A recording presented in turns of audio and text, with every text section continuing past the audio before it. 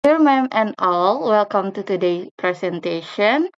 I'm Kamalia Zahra and I'll be the moderator. Before we begin, I would like to introduce you our presenters. Our presenters for today are from Group 2.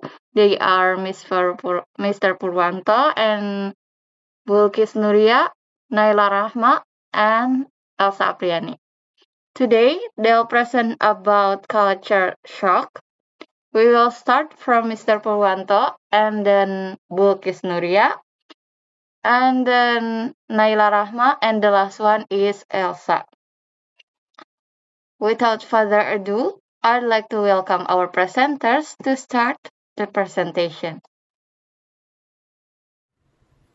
All right, thank you so much, Ira, for introducing us. And then, dear ma'am and our classmates, good evening all. So for tonight, our group will continue present about the material in cross-cultural understanding. For tonight, we will discuss about the culture shock. Then, our agenda for tonight is understanding culture shock, followed by the cause of the culture shock, symptoms of the culture shock, and then states of the culture shock, and the last but not least is coping culture shock. Okay, we come into the first slide. The slide we will discuss about the culture shock itself. So from the reference for the definition of the culture shock, we got from APA, American Psychology Association. So culture shock defines to the refers to feelings of uncertainty, confusion, or anxiety that people may experience when moving to a new country or experiencing in a new culture or surroundings.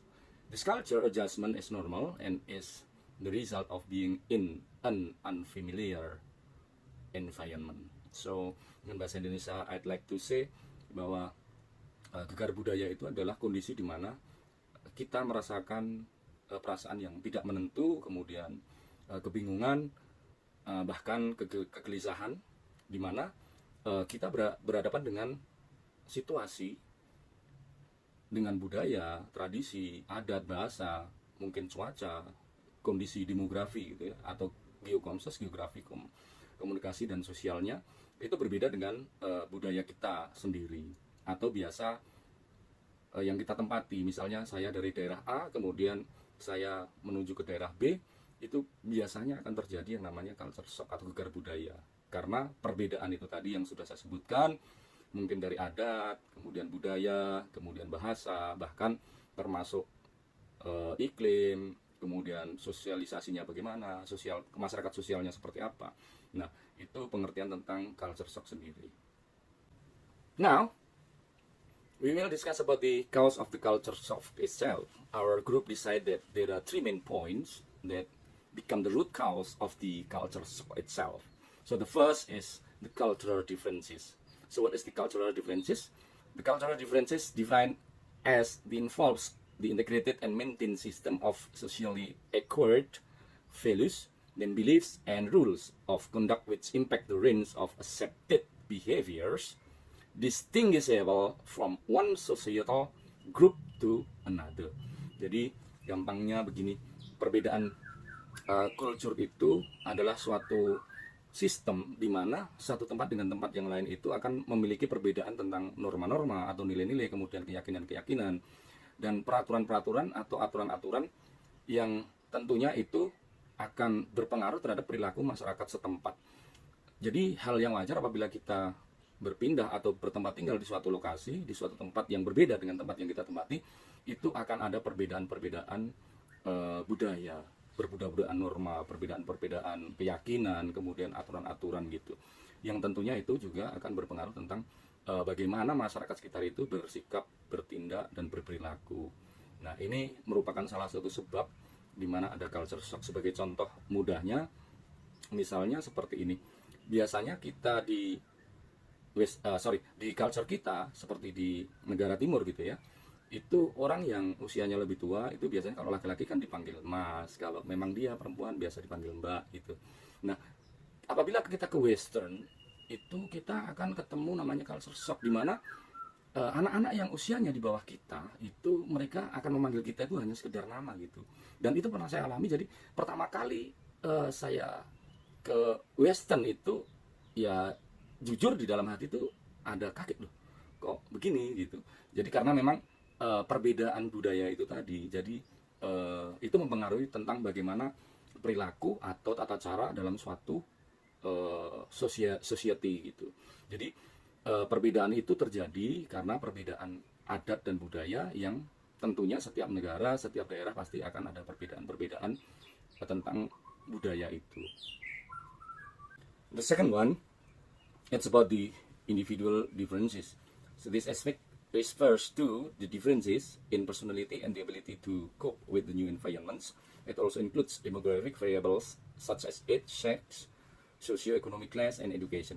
Jadi aspek ini adalah tentang perbedaan personal gitu. Jadi individu yang berbeda, nah itu akan menyebabkan atau menimbulkan suatu kemudahan atau kesulitan dalam beradaptasi sendiri. Jadi itu yang menentukan bagaimana seseorang mudah atau tidaknya beradaptasi dengan lingkungan yang baru, itu tergantung dengan bagaimana personality-nya gitu. Jadi individual differences ini bisa terjadi karena umur, kemudian karena seks, kemudian socio-economic class, dan kemudian bisa terjadi karena pengaruh pendidikan. Jadi ini menentukan bagaimana orang itu bisa cepat beradaptasi atau tidaknya dengan lingkungan yang baru. Karena kondisi perbedaan seseorang dengan orang lain. Jadi mungkin dengan orang yang open minded atau adaptable itu akan lebih mudah menerima sesuatu yang baru, dengan mudah menganggap sesuatu yang baru itu harus dihargai, dihormati. Tetapi berbeda dengan orang yang narrow minded, yang beranggapan bahwa apa yang ada di dirinya itu adalah paling benar, dan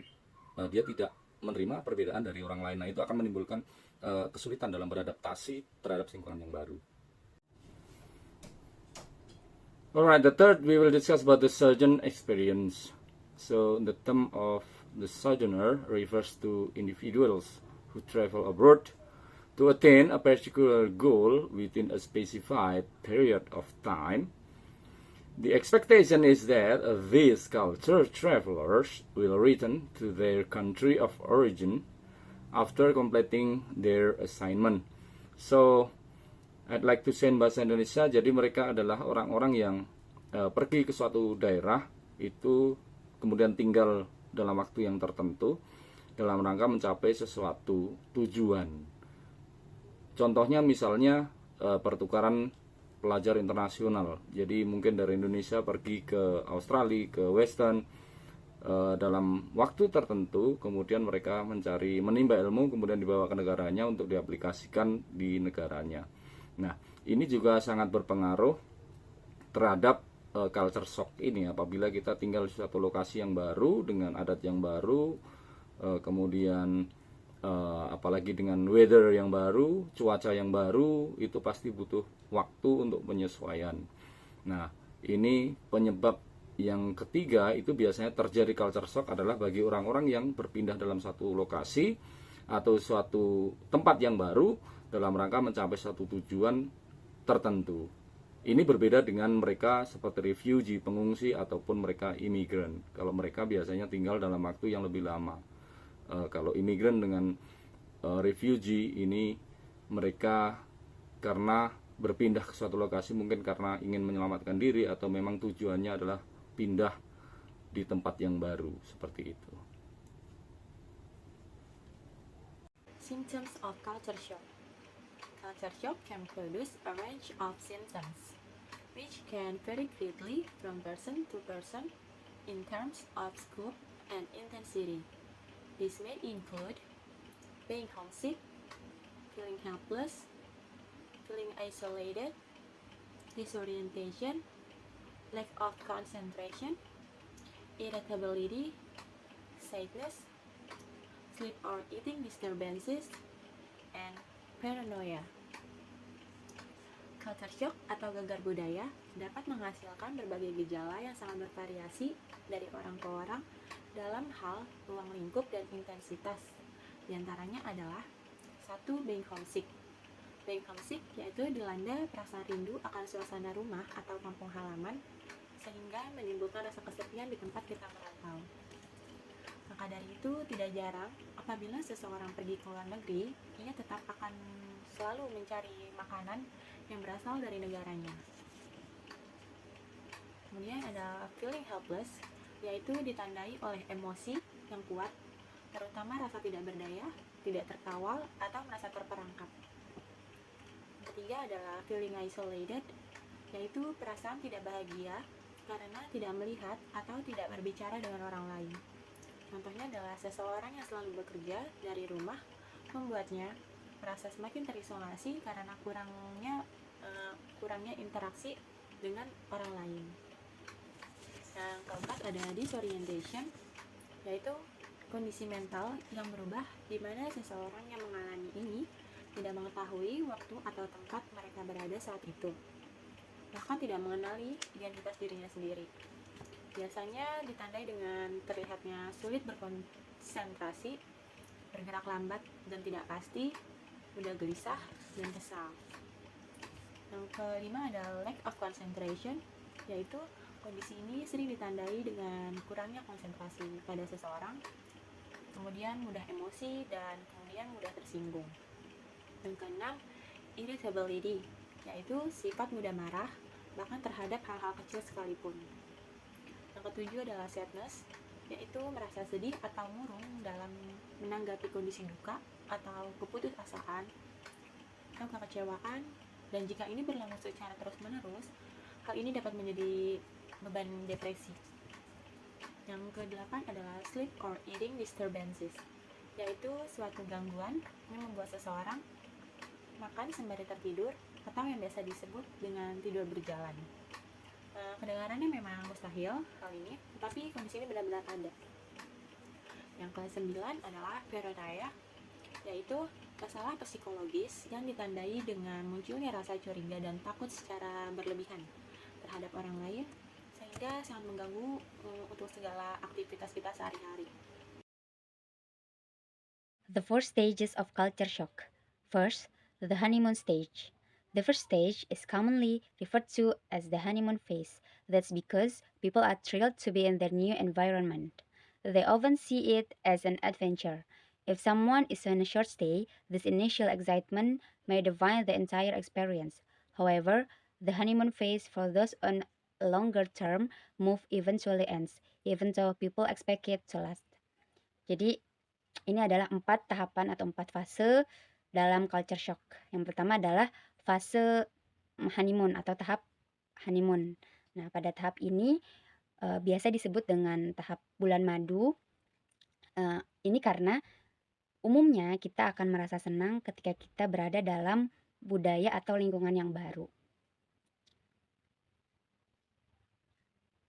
2. The frustration stage. People may become increasingly irritated and disoriented as the initial glee of being in a new environment wears off.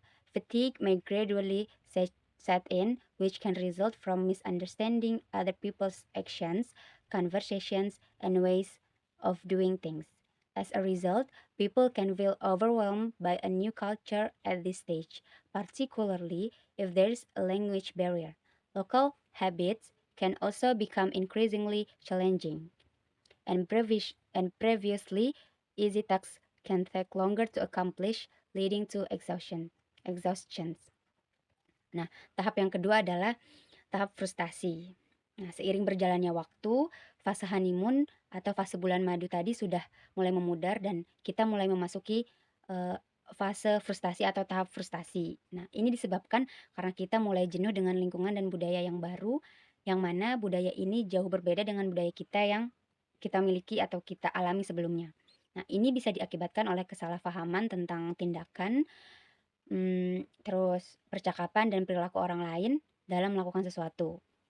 Akibatnya, kita bisa merasa terbebani oleh budaya baru, terutama jika ada kendala bahasa yang kita alami. The adaptation stage. The adaptation stage is often gradual as people feel more at home in their new surroundings. The feelings from the frustration stage begin to subside as people adjust to their new environment. Although they may still not understand certain cultural cues, people will become more familiar, at least to the point that interpreting them becomes much easier. Nah, yang ketiga adalah tahap adaptasi. Pada tahap ini, perasaan frustasi dari tahap sebelumnya sedikit demi sedikit mulai mereda dan kita mulai bisa menyesuaikan diri dengan lingkungan baru. Nah, ini adalah tahap adaptasi. Kita mulai bisa berdamai dengan budaya baru yang kita masuki. 4. The acceptance stage. During the acceptance or recovery stage, people are better able to experience and enjoy their new home. Typically, beliefs and attitudes toward their new surroundings improve, leading to increased self-confidence and a return of their sense of humor. The obstacles and misunderstandings from the frustration stage have usually been resolved, allowing people to become more relaxed and happier. At this stage, most people experience growth and may change their old behaviors and adopt manners.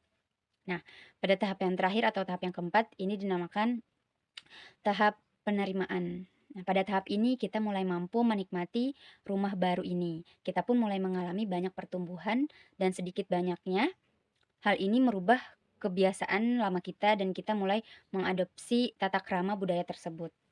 Nah, pada akhirnya kita sudah bisa beradaptasi dan mulai memasuki budaya tersebut.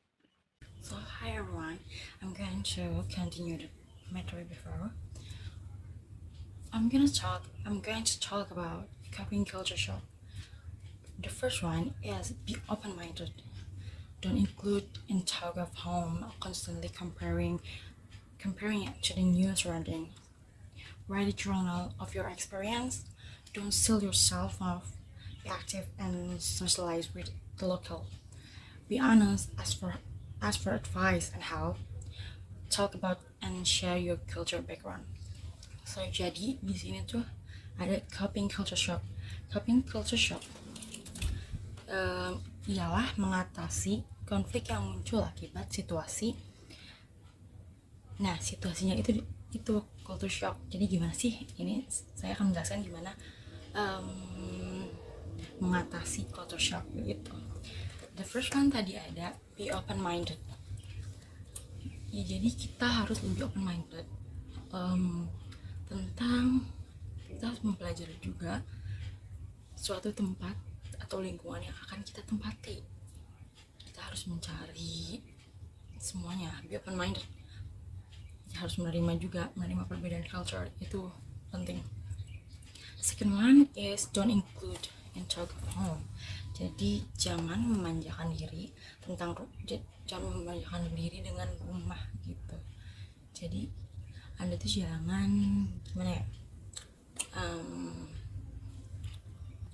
jangan memanjakan diri dengan rumah dan terus membanding-bandingkan lingkungan yang akan Anda tempati, yang lingkungan baru itu dengan rumah Anda yang lama yang menjadi zona nyaman Anda. Jadi jangan stuck di zona nyaman gitu. And the third one is write a journal of your experience. Jadi tulis journal, tulis diary, itu juga bisa membantu Anda dengan lingkungan baru. Terus ada don't seal yourself off. Jadi jangan menutup diri gitu. Bersosialisasi itu penting, dan apalagi bersosialisasi dengan penduduk lokal, penduduk setempat, itu harus banget. Yang keempat ada be honest and ask for advice and help. Jadi harus jujur, tanyain pendapat dan bantuan ke penduduk lokal.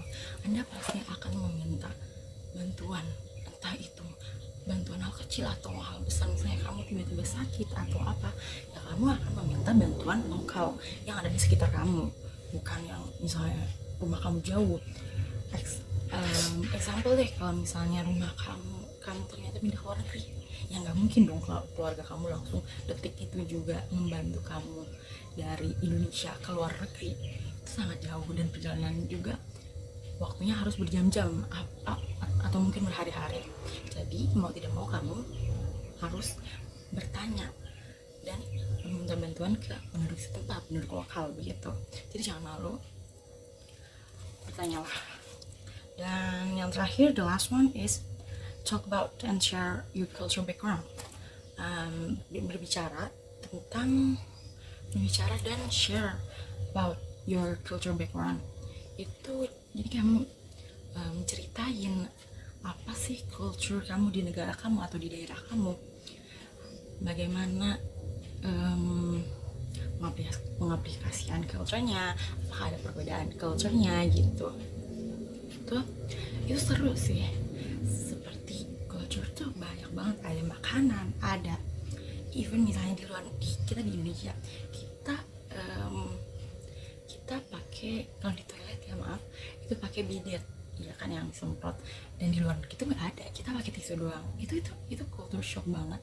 Dan negara-negara Asia itu biasanya bawa bidetnya sendiri gitu, karena ya I think it's not hygiene when you wipe up menggunakan tisu doang begitu. Ya itu salah satunya dan harus diatasi dengan caramu lah gitu. Slide selanjutnya, coping culture shock. Ada prepare as much as possible before you go in terms of learning the language. Consider religion, dialect too. Also try to learn about etiquette before you go. Second, to reach out to both expat and local groups to make contact before you arrive. It can help to start with a specific interest such as sport, craft, dancer, and volunteering. Third one is establish a routine as quickly as possible. Based around the new time zone and how a typical day runs, this may mean adjusting your bedtime or building in a siesta, for example. Jadi persiapan sebelum pergi. Jadi kita harus mempersiapkan sebelum pergi tuh about the bahasa, about dialek suatu negara, dan setiap daerah itu berbeda-beda. Bahkan kita aja di Indonesia itu dialeknya berbeda-beda, right? Ada Jawa lah, Batak lah, ada Sunda, ada Betawi, itu beda-beda banget suaranya, intonasinya. Itu harus kita pelajari. Jangan sampai kita misalnya kita dari Sunda atau dari Jawa nih yang bahasanya tuh harus halus, dan kita ke Medan kaget dong, nada-nadanya pada tinggi. Kita kira tuh kita lagi dimarahin, dan ternyata itu tidak, emang itu cara ngobrol mereka. Jadi jangan kaget. Also try to learn about the attitude before you go. Jadi kita harus mempelajari etika apa saja yang diterapkan di negara tersebut, di lingkungan tersebut, sebelum kita pergi gitu. Karena itu juga penting. Ada beberapa negara yang misalnya di Jepang itu tidak boleh, bukan di Jepang aja sih, ada beberapa negara juga tidak boleh mengambil gambar asal jepret. Harus ada izin dulu lah atau apa dulu lah. Takutnya ada yang tidak mau dipoto, atau kita lagi foto pemandangan nih, tapi secara tidak sengaja ada orang di situ, dan orang itu bisa saja melaporkan kamu karena tidak terima memfoto dia secara, mungkin kamu tidak sengaja dan tidak tahu, itu bisa dilaporkan gitu. Ada juga di Jepang juga, jangan berisik lewat jam berapa ya, malam pokoknya, itu jangan berisik, jangan sampai tetangga keganggu ya. Itu kamu bisa didatengin polisi. itu pernah terjadi dan sering terjadi kayaknya gitu. Dan reach out the both expat and local group. Jadi sebelum kamu arrive ke tempat itu, kamu harus make a contact with the local. Kamu tanyain spesifik apa yang harus kamu ketahui tentang negara tersebut atau tentang daerah tersebut. Jadi kamu tuh tidak salah kaprah lah, intinya begitu. Di negara tersebut kamu tahu juga spesifik interestnya, kayak like sport, craft, dance, and volunteering itu kayak olahraga, kerajinan, menari, atau menjadi sukarelawan di negara itu. Tuh caranya gimana? Biasanya orang-orang di negara itu tertariknya apa gitu. And ada juga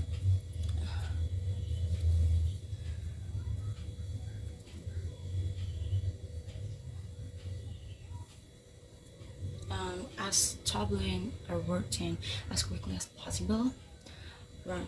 Jadi itu kamu harus tetapkan jadwal waktu berdasarkan zona waktu daerah tersebut agar tidak terjadi jet lagnya. Ini tuh sering terjadi kepada orang yang sedang traveling, itu jet lag, karena ya itu tadi menyesuaikan jadwal pesawat dengan jadwal yang dengan jam kita arrive gitu. Kadang misalnya kita dari Indonesia malam nyampe sono ternyata udah pagi, jet lag dong, kita harusnya waktu tidur tapi di sono ternyata sudah waktunya berkegiatan pagi-pagi atau siang-siang.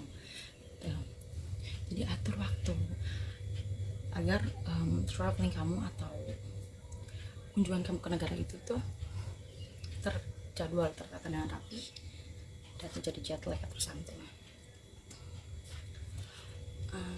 Next slide is hindari perbandingan. Jangan membanding-bandingkan tempat lama Anda dengan tempat yang akan Anda tempati sekarang. Anda pasti akan mengalami budaya baru, jadi jangan dibanding-bandingkan terus. Jangan deh, nggak usah dibanding-bandingin terus. Sometimes we have to don't believe what you see on social media. Jadi jangan semuanya searching dari social media itu tadi. Makanya harus berkomunikasi dengan lokal, dengan penduduk sekitar lokal sebelum kita arrive ke sana. Karena yaitu tidak semua di sosial media itu realistis gitu. Ada yang dilebih-lebihkan, ada yang dikurang-kurangkan. Jadi daripada Anda bingung, mending tanya langsung ke lokal, make a contact with the local gitu. And next slide, keep exploring and being curious. Keep exploring and being curious about your new destination. Watch the local television, especially the news. One day you will find yourself understanding it. Talk about your feeling. Don't keep things to yourself. There is nothing weak about having doubt or feeling homesick. It is completely normal. When you feel desperate, talk to a professional as soon as possible. Put your health first, as everything else. It is harder to deal with if you're ill. Look after yourself, prioritize self-care, healthy eating, and staying active. So jadi kita harus tetap exploring and being curious. Kita harus tetap menjelajahi dan tetap penasaran gitu dengan destinasi yang baru gitu. Dan menonton TV lokal. Jadi kayak kita tahu berita-berita baru tentang tempat atau daerah tersebut. Itu penting, walaupun mungkin ada yang kurang ngerti bahasanya, tapi kan TV ada tulisannya dan ada gambarnya, jadi kalian sedikit pasti ngerti begitu. And talk about your feelings, don't keep things to yourself. Jangan jadi bicara tentang perasaan Anda, luapin aja, nggak apa-apa. Jangan menimba hal-hal untuk diri sendiri. Homesick itu normal, homesick itu pasti dan itu normal, apalagi kamu akan tinggal di suatu negara dengan jangka waktu yang lama. Di suatu saat kamu pasti akan homesick. Itu kayak kangen dengan keluarga, kangen dengan lingkungan sekitar, kangen makanan yang dari rumah kita. Itu pasti akan terjadi dan kamu harus bisa mengatasinya. Entah itu dengan membuat makanan yang biasa kamu buat di rumah sendiri, atau apapun itu, aktivitas yang mungkin dapat mengingatkan Anda ke Indonesian, so kayak makan Indonesia, membuat masakan Indonesia, atau nyanyi lagu Indonesia. It help, and put your health first. It's really important as everything. Jadi dahulukan kesehatan Anda, karena segala sesuatu lainnya lah lebih sulit ditangani jika Anda sedang sakit. Bener kan? Bener dong. Jaga diri, utamakan perawatan diri, makan sehat dan tetap aktif. Itu harus banget dijaga, makanannya sehat. Kamu harus memilih-milih makanan. Mungkin as Muslim, jadi kita di suatu negara itu nggak ada beberapa negara yang sulit untuk mendapatkan makanan halal, tapi kamu harus tetap makan, kamu harus tetap milih makanan atau masak sendiri dengan makanan-makanan yang sehat, sayur-sayuran, buah-buahan, semuanya terpenuhi agar kamu tidak sakit. Kamu harus menjaga agar kamu tidak sakit, karena itu akan sangat merepotkan jika kamu sakit atau gampang sakit. So pokoknya utamakan kesehatan dan staying aktif, jadi olahraga itu penting, atau even cuma jalan-jalan dikit lah, itu penting banget. So yes, terima kasih, ini materi dari saya. Assalamualaikum warahmatullahi wabarakatuh. Bye. Alright, now we'll move to question and answer session. If you want to ask question, please let us know. For your love and attention, we thank you very much.